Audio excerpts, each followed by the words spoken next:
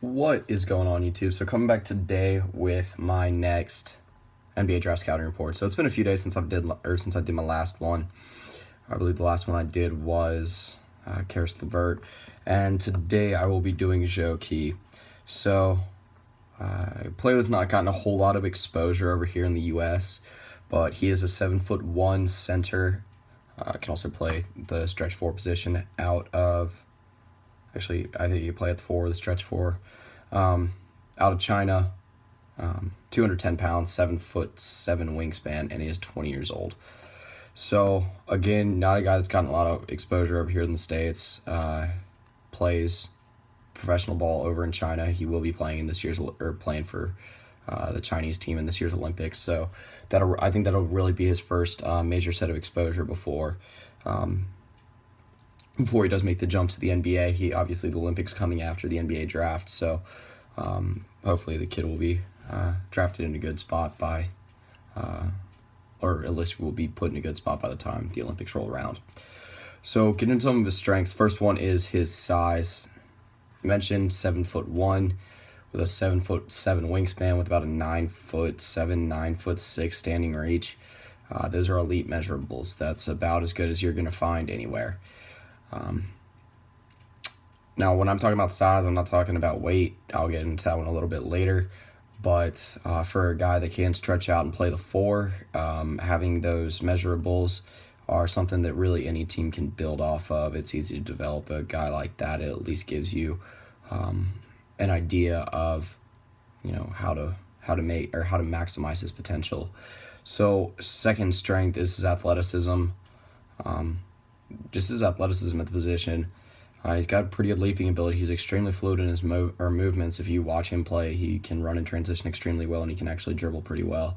Not to say he's the greatest facilitator. I haven't really watched that much film on him to be able to say that he's a consistent decision maker. I have watched a decent amount of film on him, but most of it is post moves, mid-range game, and transition, where he does not have the ball. But moving to the next strength, which is rebounding and rim protecting potential. Actually, I'll get to that one in a sec. I'm not quite done with the last one.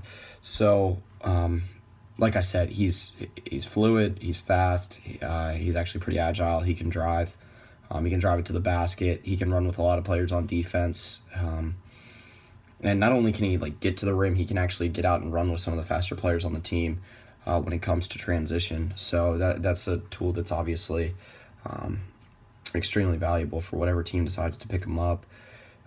With small ball becoming a bigger thing nowadays, and fast-paced play, a little bit more emphasis on the shooting.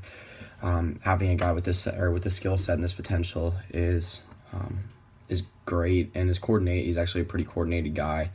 And if he goes into a situation like Lob City or something like that, then might be a place he can fit in well. So, mixed strength is his rebounding and rim protecting potential. Now, highlight potential when I say this because he's not the best defensive player. With his combination of motor and size and wingspan, the rim protecting potential and the rebounding and honestly the lateral quickness is actually, it's there. It's something that's one of his biggest strengths, and again, it's something that's got to be polished up for a few years in the NBA.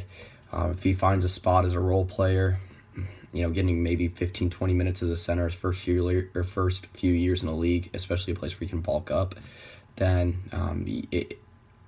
the rebounding and rim protecting potential is massive, just because of how much bigger he's going to be than everyone else on the court. So, next strength is his post moves. Now, this is a deep draft for centers, but he's got, watching him, he's got some of the best post moves that I've seen. And fundamental post moves are one of the things that I can just, respect the most. A lot of centers nowadays, either they're not polished or they can't, or they do have good post moves, but they just, they can't shoot, so teams know how to lock down on that. And I'll get into his next strength, what I'm going to elaborate on from this one. But with a quick step, a good spin move, a nice touch near the rim, a guy that can catch the ball at the free throw line and actually have a array of moves, face up or back to the basket. That's a hard combination to find now. So get into his fifth strength, which is his shooting ability. He's an extremely talented shooter for what you would expect. He can draw out, shoot threes. He's got a good mid-range game. And for a guy that's 7'1", 7'2", around that mark, again, I mentioned his ability to face up or play back to the basket and his dribbling ability. It's hard to defend a guy with that many moves in his arsenal. Just his overall offensive game is a lot more impressive than you would expect from a guy that's getting late first. Actually, sometimes not even late first, just like second round NBA draft buzz. So, get into some of his weaknesses. And first one is the most obvious one, it's the biggest one, that's his strength. I think that if he can, at 7'1", 210, that's insanely skinny. Like, I think he'll probably end up topping out around 7'1", 7'2". And I think if he's able to put on maybe 20 pounds to start, I think a lot of these weaknesses are just going to go away. Like I said, the rebounding and rim protecting potential, its potential right now, it's actually one of the lesser sides of his game right now, just because he does get bullied in the paint a lot of the time. He's facing players with 30 pounds on him that are maybe an inch or two shorter, maybe even 3. So the strength has got to get beefed up. He's got to get beefed up. It takes effect all over the court. It's hard to tell if he would be able to make it through an 82-game season in the NBA with his lack of strength right now and how much he would get bullied by NBA quality centers. With the level of athleticism of a lot of the centers in the NBA now, you're talking like DeMarcus Cousins, Dwight Howard, Andre Drummond, DeAndre Jordan, those types. A player that's a little bit weaker with good post moves, a lot of them are going to be overshadowed by just the fact that he can't back anyone down. You guys saw it with Josh Smith. I don't know if you guys saw the Josh Smith clip a few weeks ago of him trying to back someone down and getting pushed out to the three-point line, but you don't want that to be happening. So next weakness is his defensive polish. So, like I said, when you talk about his defensive game, most of it is talked about as being potential. He's not very good on defense right now. It's something that you hope can get fixed. Obviously, there's no guarantees. A lot of times international players come in and it's just a different world for the NBA, and some just can't transition into. Again, with his level of potential and size, you really hope that it can, because this is a player that can be something special in the NBA. And again, if he's able to bulk up a little bit, if he's able to get 1 or 2 years of development in a solid NBA system with a team that knows how to develop bigs, then I think this is a guy that could be an extremely good two-way player in a couple of years. Like I said, the lateral quickness is there on defense. He can stay with a lot of players. He can draw out to the three-point line. It's not a guy that's only going to be able to defend down low.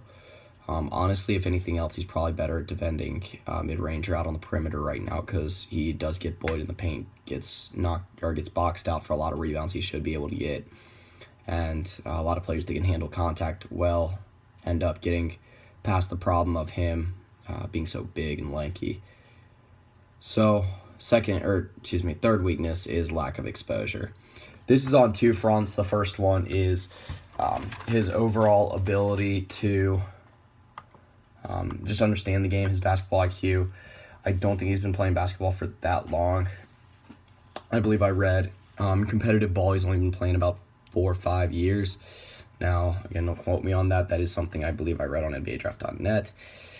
So it's a lot of the buzz around him is just potential right now. So when you talk about exposure over in the U.S., obviously all of it is just a set of highlights, and you can never trust that. A lot of the time, it just there's a lot of hype from a guy that's got elite size and good athleticism, but just doesn't have a good feel for the game. So that's the second front. Is he? Like I said, he just hasn't been playing for that long. One is his just overall media exposure here. You can't. It's probably not going to cost him on anything but the front of not getting that much exposure, not being able to get that much hype to be able to push into the first round, and maybe just not getting enough exposure to get playing time. But Also, like I said, he just hasn't been playing the game for that long. The IQ isn't quite where you want it to be. The off-ball awareness is not quite where you want it to be.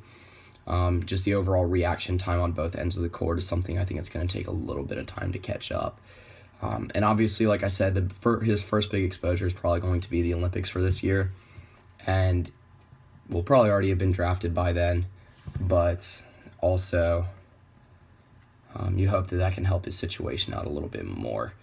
So that does it for the strengths and weaknesses.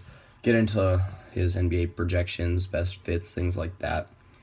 Now, I can't say any team that would be better fit than another, just because you don't know what system a guy like this can fit into.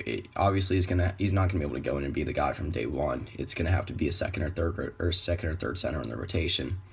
He's probably going to end up being a mid-second round pick, and I do think whoever gets him is probably going to get a steal.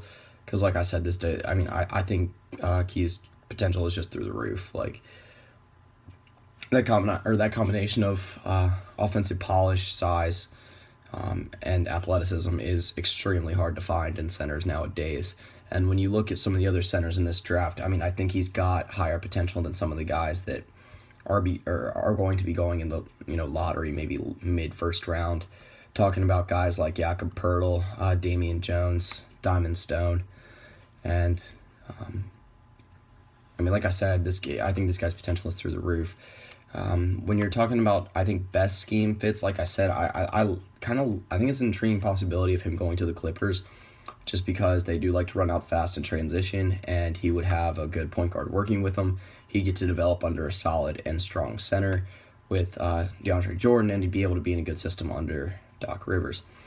Now, another one that I like, just because they run out and transition very well, and he'd get to develop under another strong and experienced center, is the Washington Wizards. They need more depth. I think they need a little bit of potential, some long-term guys to build around, and a team that runs that well in transition with a guy like John Wall and a healthy Bradley Beal that's got good shooters around him. He'd stretch the floor, really use the full ability of his offensive arsenal. Again, another really intriguing fit. So, talking about his NBA projections, I think this is a guy that at his peak can average, 13 and 10 a game. Like, I really do think he has that ability, maybe 2 blocks per game, but that's like top. I think that's top end potential.